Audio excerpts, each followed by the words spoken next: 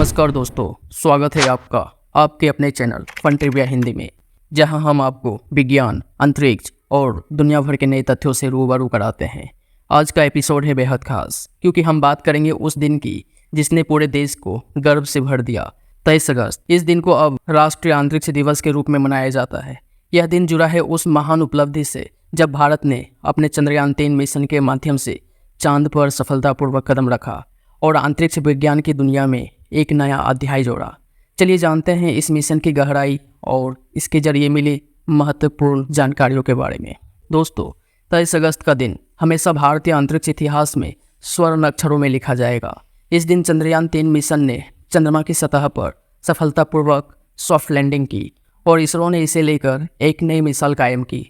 चंद्रयान 3 की यह उपलब्धि केवल वैज्ञानिक सफलता नहीं है, बल्कि एक राष्ट्रीय गौरव की बात है। इस मिशन के तहत चांद की सतह से मिली नई जानकारियों ने न केवल हमारे वैज्ञानिक दृष्टिकोण को और मजबूत किया है, बल्कि भविष्य में अंतरिक्ष अभियानों के लिए नए रास्ते भी खोले हैं। विक्रम लैंडर और प्रज्ञान रोवर ने चांद की सतह से जो तस्वीरें और डेटा भेजे हैं, वे हमें वहां के भूमि ज्ञान और सतह पर मौजूद तत्वों के बारे में बारीकी से जानकारी दे रहे हैं। यह तस्वीर चांद की सतह के शुरुआती विकास के संकेत भी देती है, जिनसे वैज्ञानिक लूनर मैग्मा, ओजोन जैसे सिद्धांतों की पुष्टि कर रहे हैं। आपको यह जानकर गर्व होगा कि इस मिशन के जरिए भारत ने दुनिया के सामने अपनी वैज्ञानिक क्षमता का अद्भुत प्रदर्शन किया है।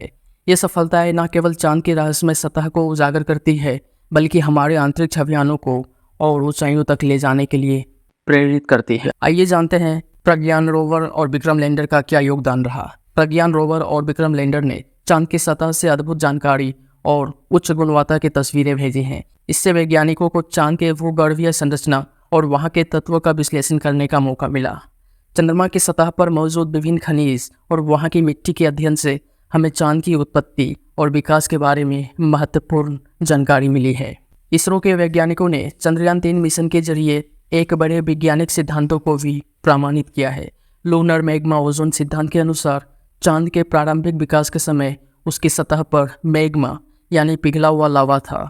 धीरे धीरे यह ठंडा होकर चांद की सतह की संरचना को आकार देने लगा। इस मिशन के डेटा ने इस सिद्धांत को और मजबूत किया है, जिससे चांद के इतिहास पर नई रोशनी डाली जा रही है। चंद्रयान 3 की सफलता ने भविष्य के अंतरिक्ष अभियानों के लिए एक ठोस आधार प्रदान किया है। चांद पर प्राप्त जानकारी का उपयोग अब अन्य ग्रहों और चंद्रमाओं के अध्ययन के लिए किया जाएगा। इसरो का अगला लक्ष्य मंगल, शुक्र और सूर्य जैसे जटिल मिशनों पर ध्यान केंद्रित करना है। चंद्रयान 3 की सफलता ने भारत को वैश्विक अंतरिक्ष विज्ञान जगत में एक महत्वपूर्ण स्थान दिया है। इसरो ने अपने सीमित बजट के बावजूद जो सफलता हासिल की है, वह दुनिया के अन्य देशों के लिए भी प्रेरणा बन रही है।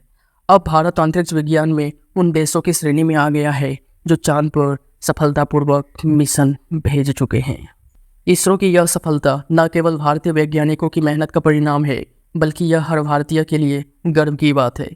अगर आपको हमारी जानकारी पसंद आई हो तो वीडियो को शेयर, लाइक और चैनल को सब्सक्राइब करना ना भूलें। मिलते हैं अगले वीडियो में फिर एक नई जानकारी के साथ। तब तक के लिए अलविदा।